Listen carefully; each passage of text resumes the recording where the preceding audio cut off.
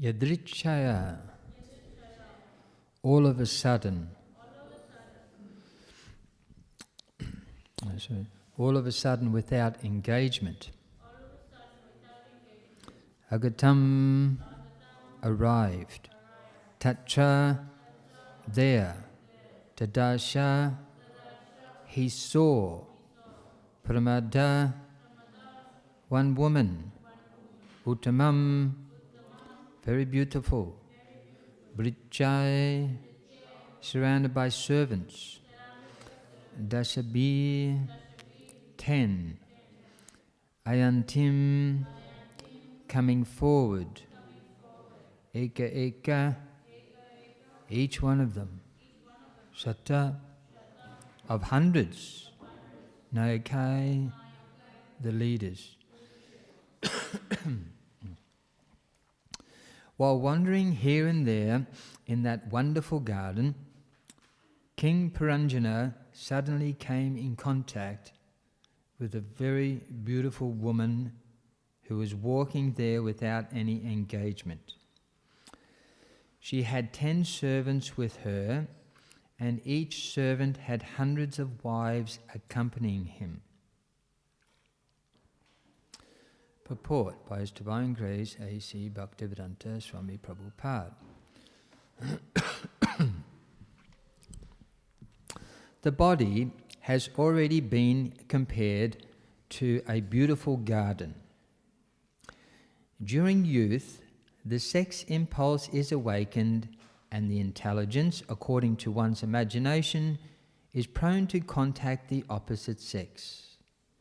In youth, a man or woman is in search of the opposite sex by intelligence or imagination, if not directly. The intelligence influences the mind, and the mind controls the 10 senses.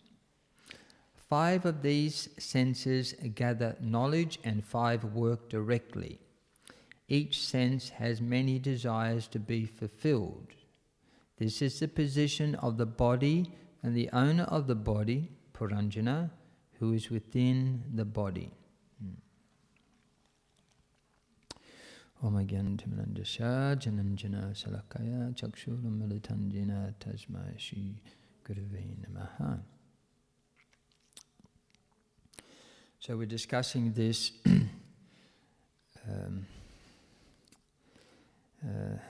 analogical story composed by Narada Muni, which discusses the spirit soul, the eternal spirit soul, embodied in the material body, and how we, the spirit souls, become entrapped in material existence and thereby become entangled and forced to take body after body. So this is the analogy of King Puranjana, one who is embodied. So, and here, Srila Prabhupada describes at the end of this purport, he says, this is the position of the body and the owner of the body, Puranjana, who is within the body. So, this knowledge is nicely elaborated. Again, in the Bhagavad Gita, it's still a summary because it's very detailed knowledge, but the summary is quite a complete summary. And in the 13th chapter, chapter 24, Krishna says this. So, 13th chapter of the Bhagavad Gita, verse 24. Yarivam vidi purusham prakritim cha gunai saha savata vatamanopi nasa bhuyo bhajayate. One who understands this philosophy concerning material nature, the living entity, and the interaction of the modes of nature, is sure to attain liberation. He will not take birth here again, regardless of his present position. Purport: clear understanding of material nature, the supersoul, the individual soul, and their interrelation makes one eligible to become liberated and turn to the spiritual atmosphere without being forced to return to this material nature. This is the result of knowledge. The purpose of knowledge is to understand distinctly that the living entity has, by chance, fallen into this material existence. By his personal endeavour in association with authorities, saintly persons and a spiritual master, he has to understand his position and then revert to spiritual consciousness or Krishna consciousness by understanding Bhagavad Gita as it is explained by the personality of Godhead. Then it is certain he will never come again into this material existence. He will be transferred into the spiritual world for a blissful, eternal life of knowledge. So a very nice purport there to that Bhagavad Gita 13:24. And so Srila Prabhupada does emphasize that, well, to put it in his own words, that, you know, philosophy is not meant for armchair speculators. So, actually, even since the time of, for thousands of years, going back in ancient Rome, philosophers, in those days, ancient Rome, they would like to drink wine and sit and discuss philosophy. And the idea was to, I think they used to drink in cups made of amethyst, because it was said that if you drink in an amethyst cup, you don't get intoxicated, right? You've heard that? Yeah. So there was a whole science to how to drink as much wine, more wine than the other philosophers, not get drunk and talk great philosophy. Have a good time like that. And actually, to this day, that actually, that process is still going on. There's a person I know. When I first met him, I met him at his birthday party. He was so intoxicated. He was like a crazy madman. That was my first introduction. So then I asked him what he did, and he's a professor at the university.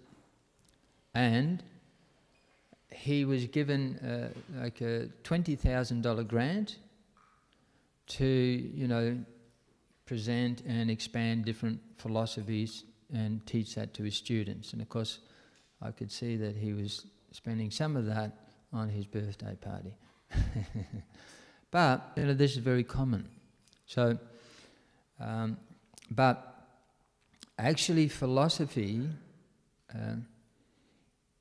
as Prabhupada says, that one who has perfect knowledge, they're liberated. If someone is not liberated, they're still in ignorance.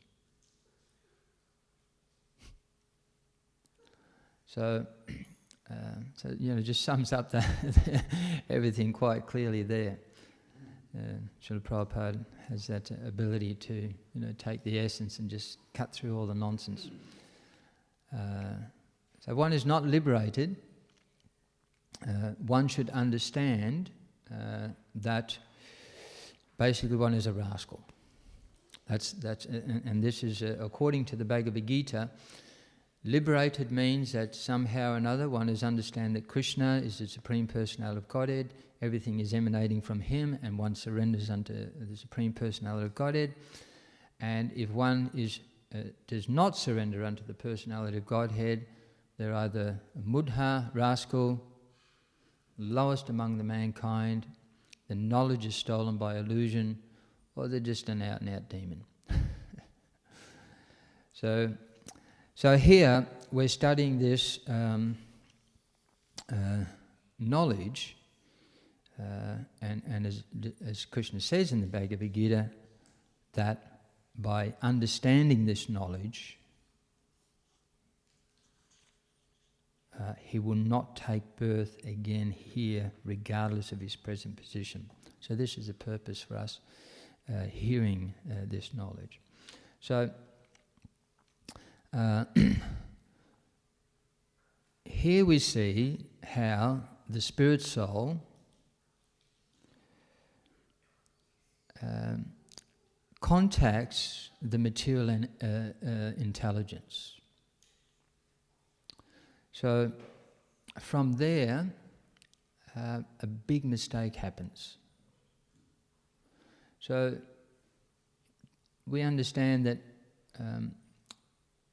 in most things, once you make a mistake, everything you do after that point just expands that mistake. It just compounds that mistake. If you're doing mathematics and you add up the 2 and 2 equals 5, and then you multiply that by 3, subtract 4. Yeah, doesn't matter what you do. You know, being an astrologer, I've learnt this the hard way, because I had to learn the Vedic maths through the Indian books. Indian books are not very well edited, so sometimes what they do is, instead of putting the decimal place in the right spot, they move it here or there. So I'm trying to learn mathematics, right? So sometimes I'd spend hours. I just, it just doesn't work, and then I'd realise they've put the decimal place, just an editorial mistake, in the wrong spot, and then when I move it back, it all falls into place. See? So from the so literally I had to edit the books to work out the maths. So here we're doing some editing. We're editing our life to work out where the original mistake was made. And this is this point we're at. So it's quite crucial information. So according to the Bhagavad Gita, and it says, one who understands the soul, the super soul, of course, the Supreme Lord is actually the supreme enjoyer, the supreme controller, the supreme proprietor, the owner. So we've discussed this, that within the body there are two souls. There is the supreme soul and the individual soul.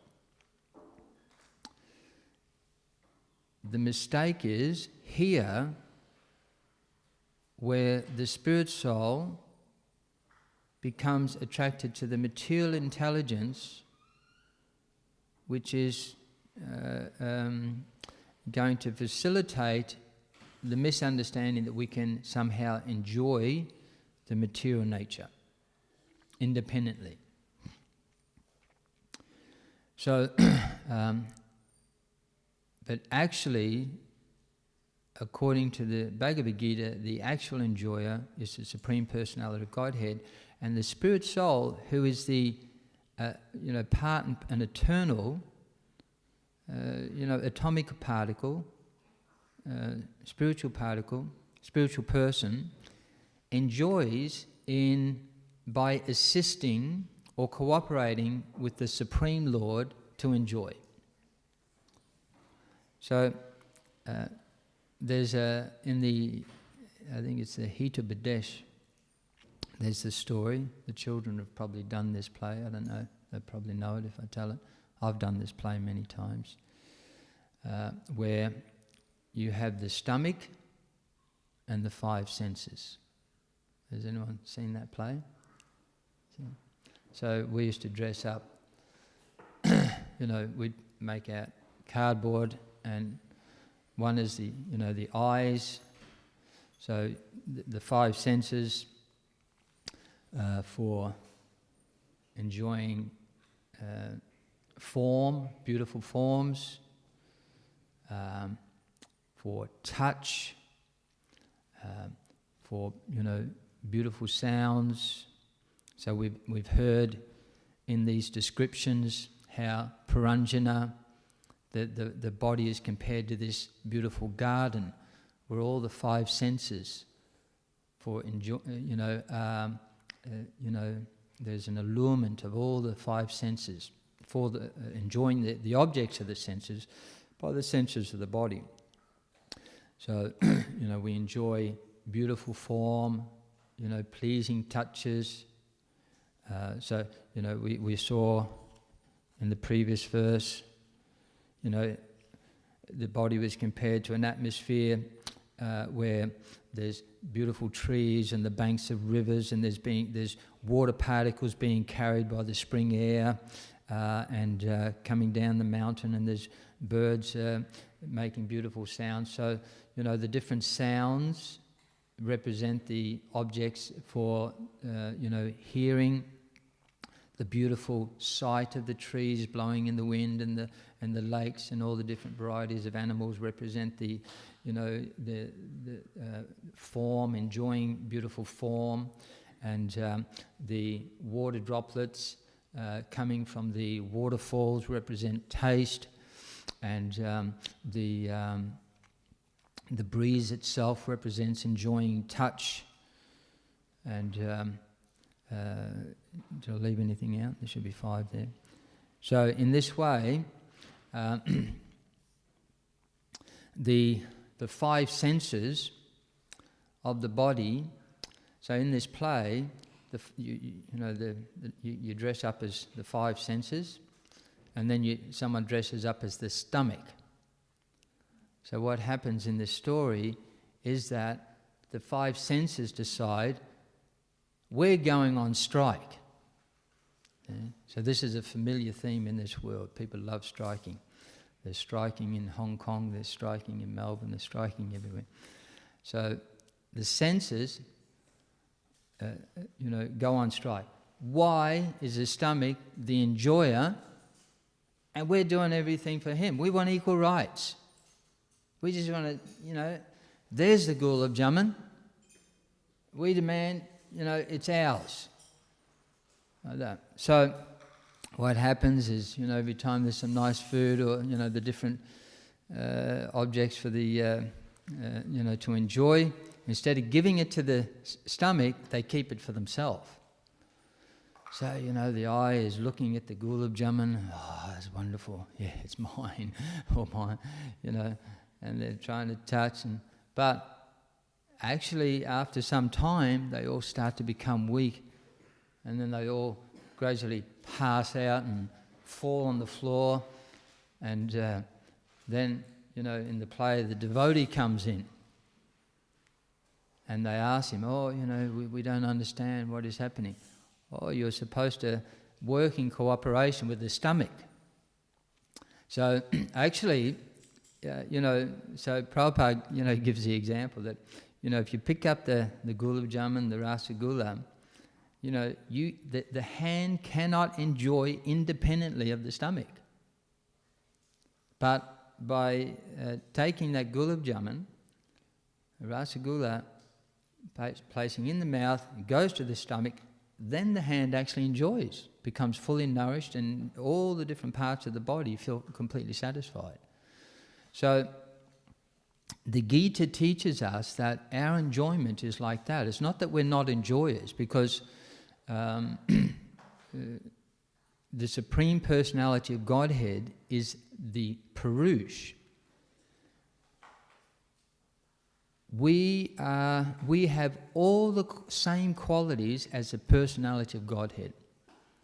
Actually, one of the first mantras that a child hears after birth is the name-giving ceremony, and in that name-giving ceremony, you ask the father, you speak the name of the child into their ear and tell them that you are immortal and have the same qualities as God.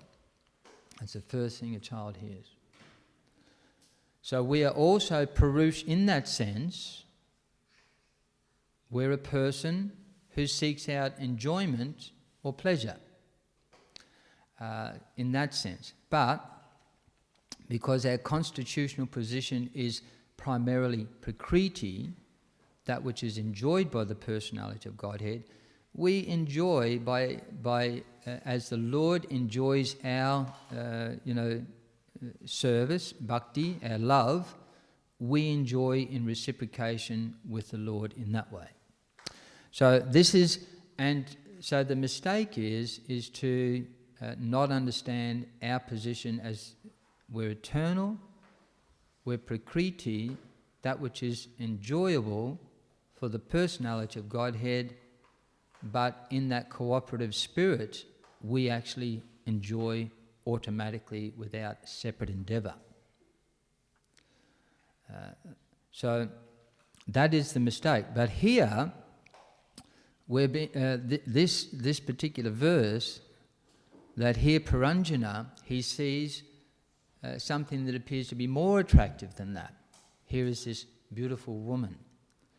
So, of course, as Prabhupada explains, that in youth, a man or a woman is in search of the opposite sex by intelligence or imagination, if not directly. So, whether one is a man trying to enjoy the opposite sex, or one is a woman trying to enjoy the opposite sex, they're both Purusha. They're both Purusha. Anyone who tries to enjoy the material energy, they're both Purusha. And it doesn't matter whether you consider the third sex, which is so many different varieties. Anyone who tries to enjoy the partner,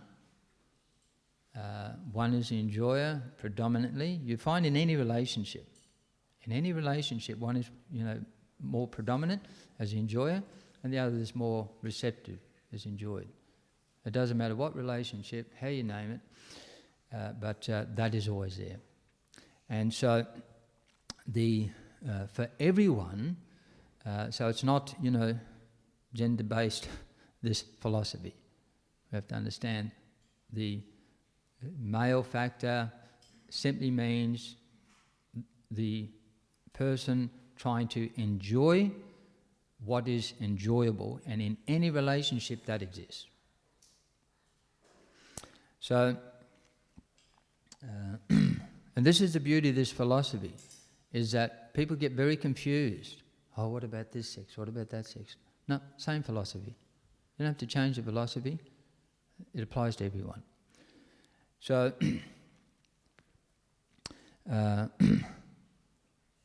so this here, the Puranjana, the spirit soul, comes in contact, and it says here that he suddenly came in contact with a very beautiful woman, indicating that in every, in human life and in every species of life, there comes a particular time where, by providence, one becomes, the body changes to such a point that one becomes attracted to one's mate, to search for a mate, to enjoy the reproductive process, like that, which we commonly call sex. So, so in one sense, it's not premeditated, but it's somewhat providential. It's going to happen. So, therefore Prabhupada mentioned previously that children, at a certain age, there's no sex attraction. They look at the opposite sex, doesn't do anything, They just, they generally, a boy will look at a girl and they'll just think, oh, they're not much fun to play with. And, play with the boys, climb some trees. Just avoid them. They want to play a different game. There's no, the attraction is not there. But at a certain stage, things change because of the body. And at that stage, this here, where the intelligence comes in the form of the enjoyable, so we're speaking in terms of the beautiful woman, or that which is enjoyed. And Prakriti, she's without any engagement. That will come later. But she's looking for engagement. She's looking for activity. That becomes described. Here it describes she has 10 servants with her, and they're the 10 different senses, and each servant has hundreds of wives accompanying him, so many different desires and to be fulfilled by all the different 10 senses. So, now, at this point, of course, if, as the story unfolds, we see that what will happen is that Puranjana, the spirit soul, will become, in his attempt to enjoy the material intelligence that controls the 10 senses, to interact with the objects of senses for enjoyment. In fact, he wants to take the position of the enjoyer, but ends up becoming a servant of the queen, the beautiful woman, with the 10 servants, the senses, and the hundreds and hundreds of attendants that follow. So, if one tries to, our natural position is to be the servant. So we either serve the Supreme Personality of Godhead, and in cooperation we enjoy. If we don't serve the Supreme Personality of Godhead, then we serve the material energy. But when we serve the material energy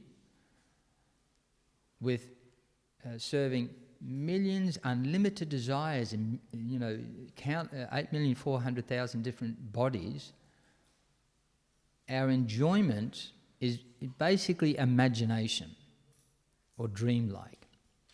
Because really what we're tasting again and again is birth, death, old age and disease in so many different varieties. Trouble is that generally, people do not actually accept, one, that there is a spirit soul, and of course if people cannot understand the spirit soul, they cannot understand the personality of Godhead. The first step in understanding that there exists a supreme proprietor, a supreme controller, the personality of Godhead, is to understand our own spiritual nature. And if we cannot understand that, we don't go any further. Understand, therefore, from the very beginning of the Bhagavad Gita, the nature, it has been described, that those who are seers of the truth, they conclude, the nature of the soul is unchanging. And the nature of the body, it is constantly changing. So they're two different things. They can't be the same thing. One thing never changes, and one thing's always changing. How can they be the same thing? So, the soul, the body, our body has changed so many times from little child, and then to old age, gradually death. But we know we're the same person. We never ever change. But the body is continually changing. Even scientifically, this is proven. That every 7 years, practically everything in your body is just different. There's just new elements. But we're the same person. So, identifying yourself as an eternal soul, but then the Gita points out, but the Supreme Soul has those same spiritual qualities, but where we are conscious, we're Satchidananda, we're eternal, we're conscious, a living entity. This is also the nature of the spirit soul, is it's conscious, but the body, there's no consciousness. And we're pleasure-seeking, ananda. The Supreme Soul has same Satchidananda Vigraha, eternal, conscious, blissful form, but unlimited. So the Super Soul is conscious in all bodies. So we make that distinction. People cannot understand that, but if there's a process of knowledge, that process of knowledge is actually given in the same Bhagavad Gita chapter, text number 13, that, I'll read that just very quickly, verses 8 to 12. There's a whole list there. Should I read it? Why not? No, got nothing to do. Verses 8 to 12, 13th chapter. Beginning with humility. All these things are the process of knowledge. How to acquire complete transcendental knowledge. Humility begins with there. If we think we know everything, we've got a problem from the very start. So we're going to have to learn from someone.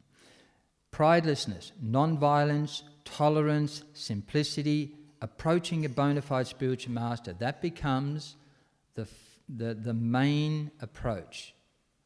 Because as Prabhupada points out, if we approach a bona fide spiritual master and under his guidance practice bhakti, all these other items of knowledge we can practice. And all the good qualities we can practice. They'll come automatically. If we don't approach a bona fide spiritual master, none of these things will happen. So he goes on. Cleanliness, steadiness, self-control, renunciation of the objects of sense gratification. As we see here, this is, it's being attracted to that through the material intelligence that we become entangled. So we have to renounce it to get out of that situation. Absence of false ego, I'm not this body. The perception of the evil of birth, death, old age and disease, one body after another, that's the problem. Same problem in all forms of life. Detachment, freedom from entanglement with children, wife, home and the rest. As you see, that Paranjan is about to become entangled in all these things. Even-mindedness amid pleasant and unpleasant events. Constant and unalloyed devotion to me. So this bhakti. That is, so under the guidance of the spiritual master, learning bhakti, and all other aspects of knowledge will come, the whole process of knowledge will unfold, and all good qualities for acquiring knowledge will come. So they're the two main things. Aspiring to live in a solitary place, detachment from the general mass of people, so we described that previously, don't follow like sheep and goats to your slaughter, life after life. Accepting the importance of self-realization and philosophical search for the absolute truth. So we should understand ourselves in relationship to the complete whole or the absolute truth. We can never understand ourselves unless we understand it in relationship to the supreme whole or the absolute truth. All these I declare to be knowledge, and besides this, whatever there may be is ignorance. So that process, if one takes up that process, then one can actually come to the point of understanding the personality of Godhead as the supreme enjoyer, the supreme proprietor, and the supreme controller. So Srila Bhaktisiddhanta Saraswati Thakur, Srila Prabhupada's spiritual master, he used to say, don't try to work in such a way, with your mind, your intelligence, or your body, or your words. Don't try to act in such a way that you can see God. Act in such a way that God will see you. So that is a process of bhakti. That the inconceivable, unlimited, here, Krishna, he's personally presenting himself. Otherwise, there is no way that we can ever understand the inconceivable, unlimited, absolute truth unless he reveals himself. And Krishna is speaking here in the Bhagavad Gita. But to understand the Bhagavad Gita also, one has to follow that process. If we hear from the representatives of Krishna, we hear Bhagavad Gita, Śrīmad Bhāgavatam, Krishna will allow us to understand him. But if we hear the same Bhagavad Gita, not in a submissive way, from the bona fide representative of Krishna, but we speculate on Gita, the Gita will have no value to us. It's a waste of time. So, so this is exactly what we're doing here. That process of knowledge is exactly what we're practicing here, and by that, actually the Lord reveals himself. And what we understand then is this inconceivable truth. There's what does it say? Savam kalavidam brahma. So that everything in existence is Brahma or spirit. So everything within existence basically comes down to energy. The book, the table, the body, the soul, the supersoul, everything comes down to energy, and that energy is called Brahma. And Krishna says that he is Param Brahma, or the supreme Brahman, the origin of the impersonal Brahman, the origin of the super soul, the origin of the individual souls, and the origin of the material cosmic manifestation, which is, the material energy is like a cloud, a temporary manifestation from which, within the spiritual sky, from which all the material universes appear. It's like, in one sense, a transformation of the Brahman. And that's what, and this is what we're hearing here. That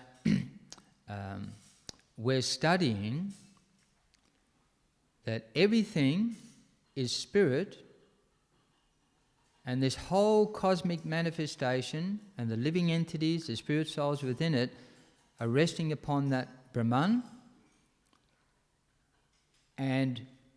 But we are somehow entrapped within these material bodies in this, material part of the spiritual sky, instead of actually, we have the freedom, if we want, we don't have to stay here. If we want, we can actually leave this little material cloud within the spiritual sky and go to the spiritual planets and enjoy an eternal blissful life. That's the opportunity that we all have. How to do that?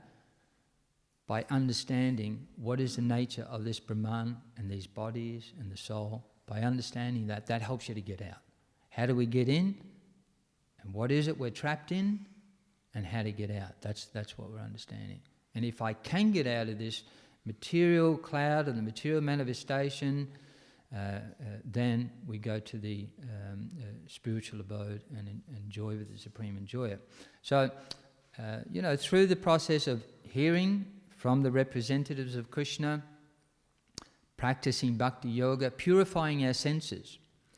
Now, if we understand that everything is non-different from the Supreme Lord, what we come to understand is that all our senses are in fact not ours, but the absolute truths. That's the point. So if we understand everything is a manifestation ultimately of spirit, and that supreme spirit is Krishna, then basically all our senses are Krishna's. Right? That's the point of it. Now that's a crucial understanding.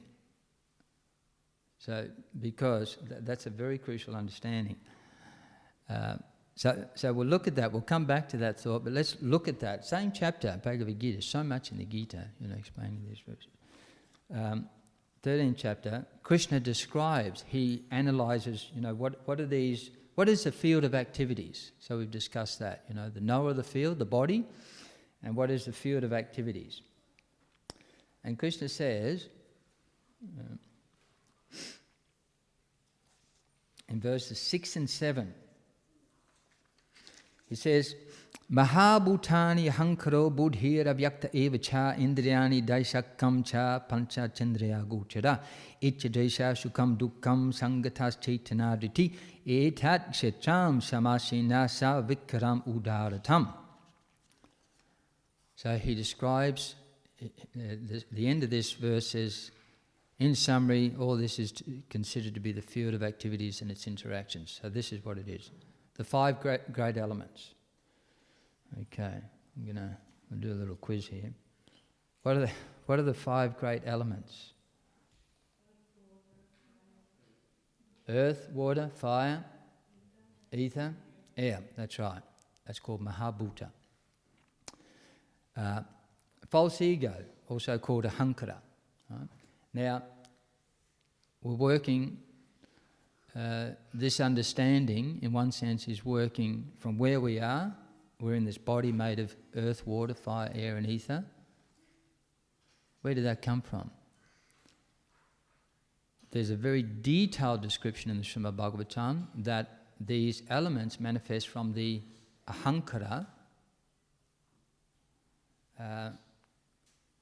They actually transform into the earth, water, fire, air. So we're working back. So ahankara is a stage of the material energy. Now, and then here, the 5 great elements, false ego, intelligence. Intelligence is called buddhi, sometimes called mahat-tattva. So again, we're talking about the material energy. We're going from the gross aspects of the material energy, gradually we're going to get back to subtle, back to the Brahman. The 5 gross elements, they're actually manifesting from the ahankara, which is a stage of the material energy in ignorance. Especially, there's a strong aspect of tama, gun. Previous to that is the mahat-tattva, which has more rajasic element, and it's sometimes called the buddhi, or it's where our material conceptions, material intelligence or material conceptions.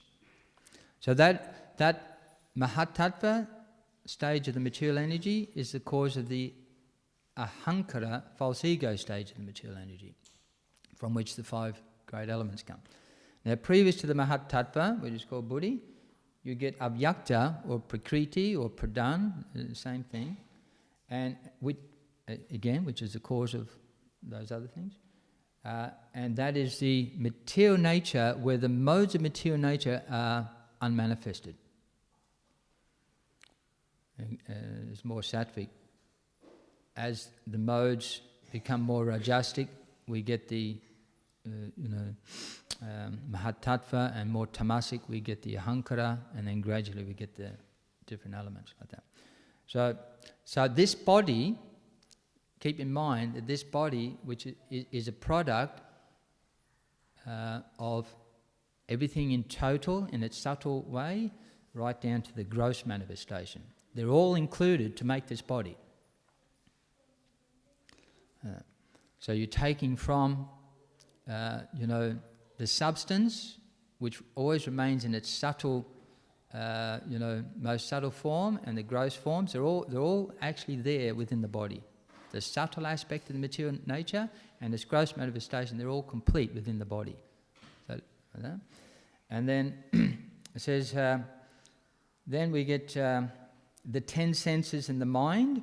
So we got 10 senses. You've got 10 senses 5 senses for acquiring knowledge. What is that? Eyes, ears, nose, tongue, skin. Very good. 5 senses for working. What is that? Hands, legs, voice, anus, genital. Very good. I'm just doing a shortcut. So, and then the 11th sense, which is more internal, is the mind. That's it. So, and then we have 5 sense objects, which are enjoyed by the senses. What are they? Sound, touch, form, taste, smell. Exactly. Right? Now, there's 24 there. Anyone counting? There's 20. Make sure you do your maths right. One mistake, we've got a problem. 24 elements there. And then, if we take the aggregate, it ends up as a material body. Right?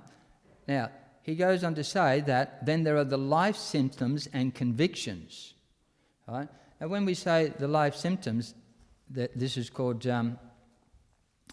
that, these elements are mixing, and he gives examples of these. If we take the 5 great elements, the body, then the symptoms is you get desire, it's itcha, dvesha, or desire and hatred. So in some of it gets too hot and it touches your senses, or fire, you get hatred. You get a nice cooling breeze, oh yes, more of that. Turn the fan on, like that. So that's the interactions related to the gross material body. The interactions related to the subtle body are described as chaitana, and the symptoms of knowledge and thinking in different ways. So you understand, here is a living being. How's that? Well, the symptoms of life are there. There's thinking. Even a tree. You see a tree. The symptoms of life there. It wants to move where it gets more sunshine. So many different things, and the different convictions.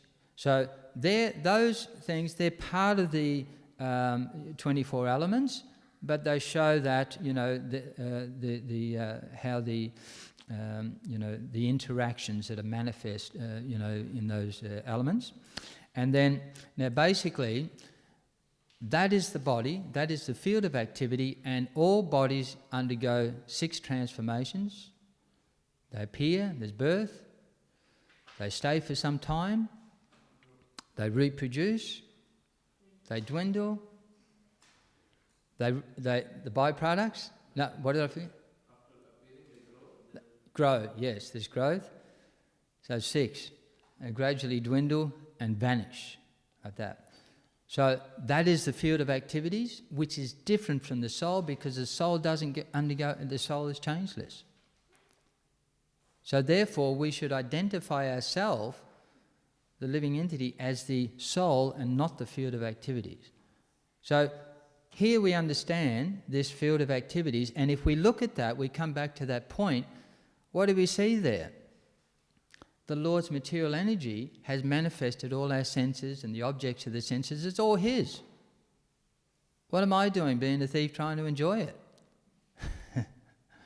And this is the beginning of liberation. It's because I'm wrongly seeing myself I'm identifying myself as a field of activities, or the enjoyer of the field of activity. Either way, I'm wrong. And therefore, I've caused problem, I've caused a difficulty for myself. So these things can be understood by bhakti, just as we're doing now. By hearing from Krishna, that's bhakti. So we're doing bhakti now. Very easy. You hear and then Krishna will help. You hear from someone else, you not understand, because they don't understand. You actually have to hear from someone who at least understands. That's Krishna, Prabhupada. So then we get back to this point here. We've got a couple of minutes to summarize.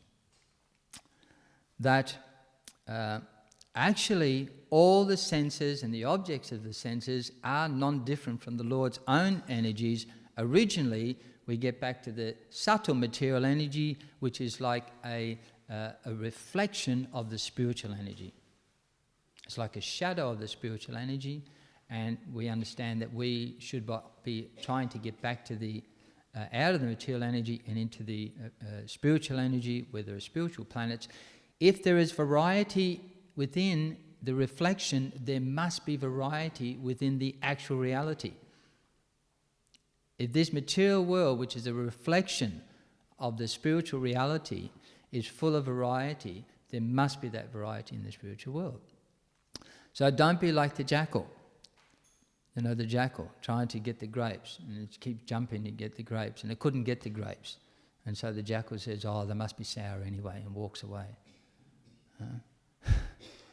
So that is the impersonalists, and the Mayavadis. Don't be like the jackal. It's there. The grapes are there. We offer them to Krishna, we can eat the prasadam.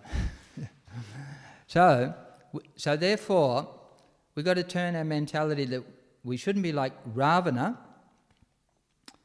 He wants to enjoy the energy of God or the property of God, symbolized by Sita. She's mine. But all he can actually enjoy is the false Sita. Because, Ravana never actually got the real Sita. He only got the false Sita. And therefore there was a false happiness. And by trying to enjoy the property of God, he brought destruction upon himself and his entire dynasty. And this is the lesson we learn from the Ramayana. So we shouldn't be like that. So, therefore, a very basic verse, I mean they're all basic, but they're all very powerful. If you understand one of these verses properly, Prabhupada says, you'll go back to Godhead. So just pick one, try and understand it. That's a fact. I think one time Prabhupada said, if you understand one word properly, you'll understand it, everything. You just got to understand, one part of the Gita properly, because that means you have to understand it in context. A little trick to that. But anyway, here says 334, Indriyas yendriyasyate ragadavesho vyavastito tayab navasam agachit tauhyasya paripantano. There are principles to regulate attachment and aversion. And as we said, attachment and aversion are symptoms that were on the platform of identifying with the body, the field of activities. If attachment and aversion are there, we're not on the spiritual platform. We're on the platform of identifying with the field of activities. But to regulate that, there are principles. One should not come under the control of such attachment and aversion because they are stumbling blocks on the path of self-realization. And this is the big mistake that Puranjana is about to make. In the form of the beautiful intelligence with the senses all ready to enjoy the objects of the senses according to one's attachment and aversion. So, now, so the process of bhakti, not only by the process of bhakti does Krishna reveal himself and help us to understand the Gita and our position, but the process of bhakti also regulates our senses, our mind and senses, engages all the senses so they're not, we're not climbing up the wall going crazy, and gives us a higher taste by which we have the strength to, the spiritual strength to follow the path of self-realization and success. So it's all within that process of bhakti. And we see here that Prabhupada gives this example, just as a final example, before you all walk out. Arjuna, and this is the story of the Bhagavad Gita, that in the very beginning, Arjuna was considering my senses, just like Puranjana. My senses are meant for my enjoyment and the enjoyment of my friends and family, and he was thinking in those terms. And as you see with Puranjana, gradually, because that the nature of enjoyment is we tend to enjoy, as Prabhupada says, honesty amongst thieves. Someone steals something and they, divide it equally for everyone's enjoyment. So that's how we enjoy in the material world. So Arjuna was thinking like that. And then he understood, actually, everything, including my senses, belong to Krishna, and that I must, if I engage my senses in the service of the proprietor of the senses, Hrishikesha, the Supreme Lord will be, very blissful, and I will be blissful in cooperation with the blissful activities of the Lord. So the same teachings of the Gita is the same thing we're hearing here and in this story. And these are so very nicely described in Bhagavad Gita, and this story here is, expanding those teachings. And of course we see that taking that principle of Arjuna, we can take the principles from Ambarish Maharaj He engaged all of his senses. So, he'd engage his eyes in looking at the beautiful form of the Lord, his head bowing down. We can engage all our senses unlimitedly in the blissful activities of Krishna consciousness like that. So I'll just leave it there if anyone has any questions or comments about that.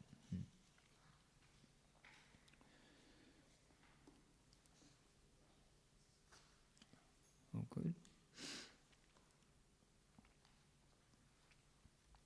Jai. Excellent. All right, no doubts, no challenge, no? Looking forward to the next chapter.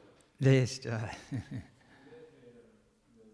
The desire, the senses, but then we also have the desire coming from, we said the material nature, everything belongs to Krishna, senses and everything to Krishna. Yes. But then we have the mind independence is there. Yes. And then we have the desire. But here it says that the senses have hundreds and hundreds of desires accompanying to the senses. Yeah. So that is explained here in the same chapter, 13th chapter. It's amazing what you find in here. It says that in verse 22, he says, Purusha prakritisto hi abhunkte prakriti janganan karanam gunasangosya sarasadyoni jamashu. The living entity in material nature thus follows the ways of life, enjoying the three modes of nature. This is due to his association with material nature. Thus he meets with good and evil among various species. So,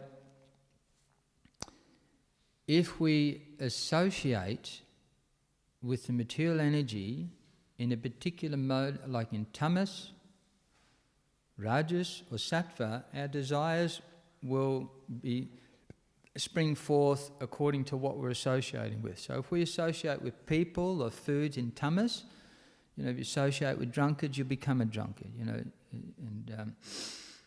you associate with people who eat meat, even vegetarians, you start eating meat again, like that.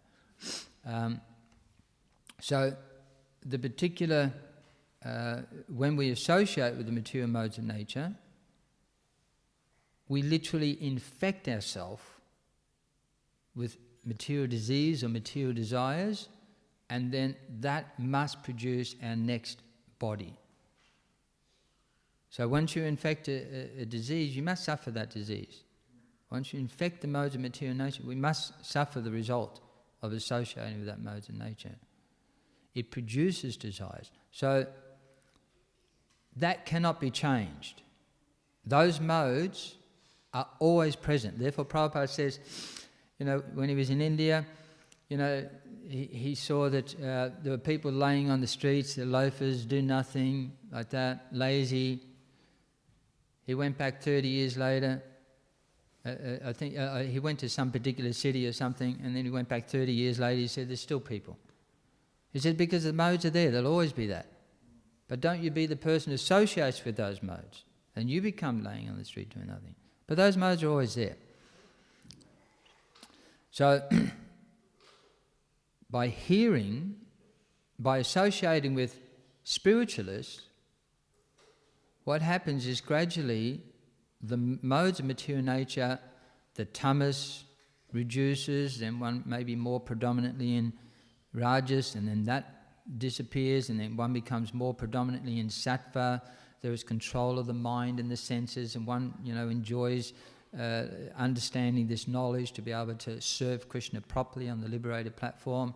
And then by associating with devotees and associating with Krishna and associating with the Hare Krishna Maha Mantra and the Prasadam, all one's senses and one's desires become spiritualized. Then we have unlimited, we can have unlimited spiritual desires, but they're all spiritual. So it's the association.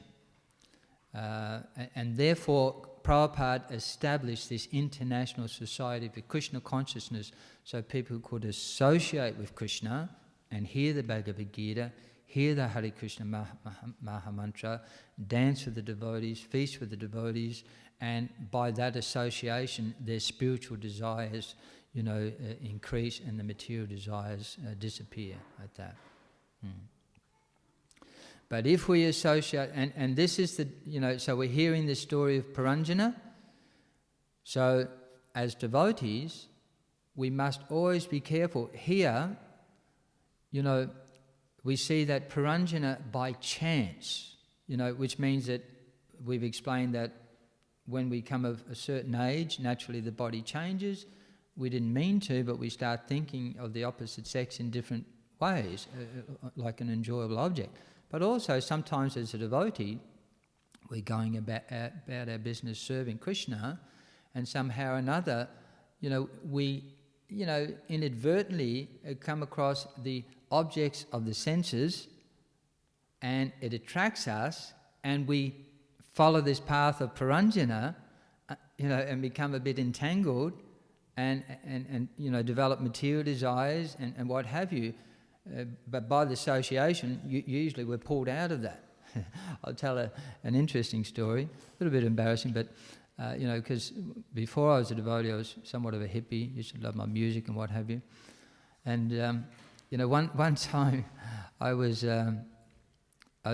doing Sankirtan on the streets, and I walked past. I was going past some shops, and in the shops they had a TV, and then there was the speakers, and there was a David Bowie concert. Right? So I was a very young devotee. Anyway, I stopped for a second to look. Oh, it's David Bowie. So I just, of course, the material intelligence comes in. I wonder what the next song is. I watched the whole concert. I stood on the street. I thought, my God, I've wasted all this time. How did I get so entangled and lose all that time? So and then, oh my God, because you just become attracted again. These things just pop up in your heart, and so anyway, I went back to the temple, and I was really lamenting. I wish I hadn't have done that. I was quite repentant. And I thought, so then I picked up a magazine where it had an article by my spiritual master. And he was preaching about, the senses and trying to engage it. And he specifically mentioned in this article, about being attracted by music, by personalities like David Bowie. And I thought, there you go, that's Krishna. Of all the things, that you just pick up at that time. So that's the bhakti process that, and then we understand that, yes, we're endeavouring, and sometimes we get caught out and we end up like King Puranjana. But Krishna, if we're following bhakti yoga, Krishna, he will save us. He will protect us. If it's accidental, he'll protect us. Yeah. So Prabhupada, oh, you have a question? Yeah, okay. In the second chapter of the Bhagavad Gita, it says how by contemplating on sense objects, then one happens attraction for them, That's what happened to me. But, so things like that which kind of take our mind away, or whatever. So is it that you need them in the bud and don't even let the mind contemplate on them so that the chain reaction? That's right. Yes. That's right. So the idea, is to, at this point, if Puranjana stops, okay, here's a material intelligence attracting me, stop right there. Don't go any further. Don't contemplate it. Once a contemplation starts, you get entangled, and yes, you end up wasting a couple of hours a year. Day, or you can waste the entire life. And unfortunately, we do see sometimes devotees, if they allow that, contemplation, it can spoil their whole devotional life for this whole life, So there's stumbling blocks on the path of self-realization. But so always keeping in the fire, Prabhupada says. You keep in the fire. And despite all the opposing elements, if you keep in the fire, sometimes when I have to light the ghee wick for the sacred fire, it's so windy that it's practically impossible to keep it to light, even for me to get the blessings, what to speak of others. So what I do is I just hold my hand literally just in the fire. And it won't, even sometimes it goes out for half a second and back, it reignites. So always keeping the fire of the association of devotees, always hearing Krishna, and that's the protection. And as soon as we step out of that a little bit, as Prabhupada said, Maya is right there. One time a devotee was in, I think it was America, and he said, Prabhupada, last night, suddenly the wind came and the window smashed. Is that Maya? And Prabhupada says, why do you think the Maya is just in the window? Maya is everywhere. As soon as we're inattentive in the chanting, she's exactly there. And he said, as long as you keep chanting and doing your service, Maya can't touch you. That's it. Yeah. So the Prabhupada ki jai. Hare Krishna.